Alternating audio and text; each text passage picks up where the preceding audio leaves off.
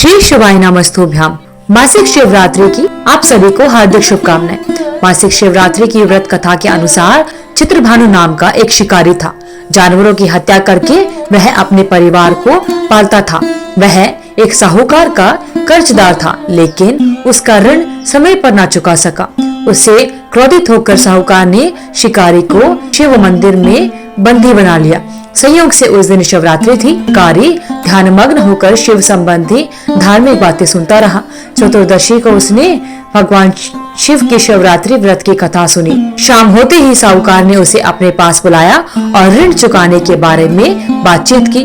तब शिकारी कहता है कि वह अगले दिन आएगा और उसका सारा ऋण लौटा देगा, और वचन देकर वहां से छूट जाता है। अपनी दिनचर्या की भांति वह जंगल में शिकार के लिए निकल गया, लेकिन दिन भर बंदी गृह में रहने के कारण भूख प्यास से व्याकुल था। शिकार खोजता हुआ वह बहुत दूर निकल गया।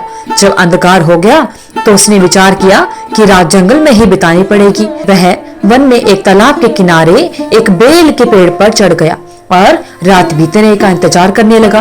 बेल वृक्ष के नीचे शिवलिंग था जो बेलपत्रों से ढका हुआ था, इसलिए शिकारी को उस शिवलिंग का पता न चला। और शिकारी जब पड़ाव बना रहा था तो उसके हाथ से जो उसने टहनियां तोड़ी वे संयोग से शिवलिंग पर गिरती चली गई। इस प्रकार दिन भर भूखे प्यासे शिकारी का व्रत भी हो गया और शिवलिंग पर बेलपत्र भी चढ़ गए। जब एक पहर रात्रि बीत गई तब एक गर्भिणी हिरणी तालाब पर पानी पीने के लिए आती। शिकारी ने उस हिरणी को देखा और धनुष पर तीर चढ़ाकर जो ही प्रत्यंचा खींची। हिरणी बोली कि मैं गर्भिणी हूँ, शीघ्र ही प्रसव करूंगी। तुम एक साथ दो जीवों की हत्या करोगे, जो कि अच्छी बात नहीं है। मैं तुम्हें वचन देती हूँ कि मैं बच्चे को जन्म देकर जल्दी ही तुम्हारे पास आ जाऊंगी, तब तुम मुझे मार लेना। शिकारी ने प्रत्यंचा ढीली कर दी और हिरणी को कहा कि तुम जाओ, और हिरणी जंगल की झाड़ियों में लुप्त हो जाती है। प्रत्यंचा चढ़ाने तथा ढीली करने के वक्त कुछ बेलपत्र अचानक ही टूटकर शिवलिंग पर गिर गए। इस प्रकार उसे अनजाने में ही सही, लेकिन प्रथम प्रहर का पूजन भी संपन्न हो गया। कुछ देर के बाद एक और हिरणी उधर से निकली। शिकारी की प्रसन्नता का ठिकाना नहीं रहा। जब हिरणी समीप आई तब उसने धनुष पर बाण चढ़ाया। उसे देख हिरणी ने विनम्रता पूर्वक निवेदन किया कि हे शिकारी, मैं थोड़ी देर पहले ही ऋतु से निवृत्त हुई हूँ, कामातुर विरहिणी हूँ, अपने प्रिय की खोज में भटक रही हूँ। मैं अपने पति से मिलकर शीघ्र ही तुम्हारे पास आ जाऊंगी। शिकारी ने उसे भी जाने दिया। 2 बार शिकार को खोकर उसका माथा ठनक गया। उसे चिंता हुई। रात्रि का आखिरी पहर बीत रहा था। इस बार भी धनुष से लगकर कुछ बेलपत्र शिवलिंग पर जा गिरे तथा दूसरे प्रहर का पूजन भी इस प्रकार संपन्न हुआ। तभी एक अन्य हिरणी अपने बच्चों के साथ उधर से निकली।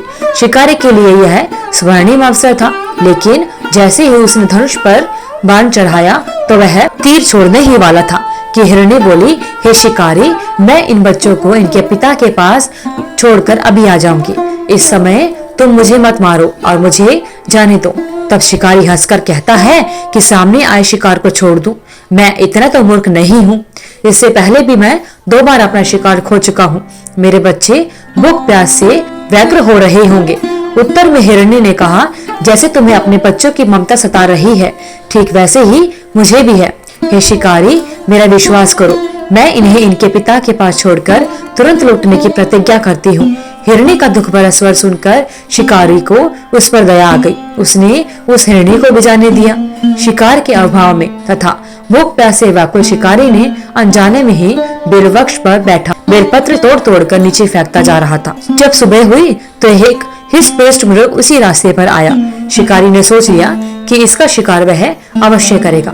शिकारी की तनी प्रत्यंचा को देखकर हिरण ने विनीत स्वर में बोला, हे शिकारी, यदि तुमने मुझसे पहले आने वाली 3 हिरणियों और उनके छोटे छोटे बच्चों को मार डाला है तो मुझे भी मारने में देर न करो, ताकि मुझे उनके वियोग में एक क्षण भी दुख सहन न करना पड़े। मैं उन हिरणियों का पति हूँ। यदि तुमने उन्हें जीवन दान दिया है तो मुझे भी कुछ क्षण का जीवन दान देने की कृपा करो। मैं उनसे मिलकर तुम्हारे पास जल्दी आऊंगा।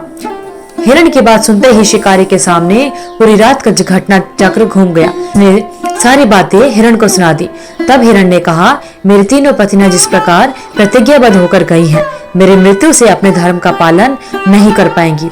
अतः जैसे तुमने उन्हें विश्वास पात्र मानकर छोड़ा है, वैसे ही मुझे भी जाने दो।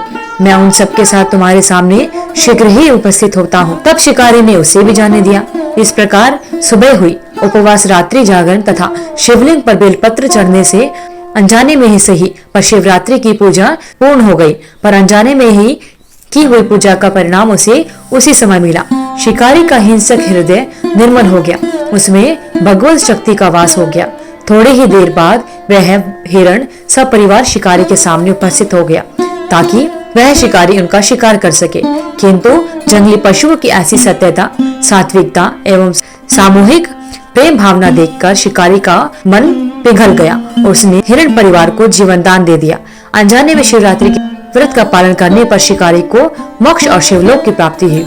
बोले भगवान भोलेनाथ की जय। तो इस प्रकार भक्तजनों मासिक शिवरात्रि की कथा संपूर्ण होती है। हे भगवान शिव शंकर, जिस प्रकार आपने शिकारी और हिरण परिवार पर अपनी कृपा बनाई, उसी प्रकार मासिक शिवरात्रि के व्रत को करने वाले और व्रत कथा को सुनने वाले सभी पर अपनी कृपा बनाए रखना। शिवरात्रि व्रत साल में 12 से 13 बार आने वाला व्रत है। इस व्रत को मासिक शिवरात्रि कहा जाता है, जो कि अमावस्या से पहले कृष्ण पक्ष की चतुर्दशी के दिन आता है। मासिक शिवरात्रियों में दो सबसे अधिक प्रसिद्ध हैं, एक फाल्गुन माह में आने वाली और दूसरी सावन माह में आने वाली शिवरात्रि। यह त्योहार भगवान शिव पार्वती को समर्पित होता है। इस दिन भक्त भगवान शिव के प्रतीक शिवलिंग पर बेलपत्र चढ़ाते हैं और उनका पूजन करते हैं। यह लोकप्रिय व्रत भगवान शिव और माता पार्वती को समर्पित है। कोई भी व्रत या पूजा तभी उत्तम फल देती है जब उसे सही विधि से किया जाता है।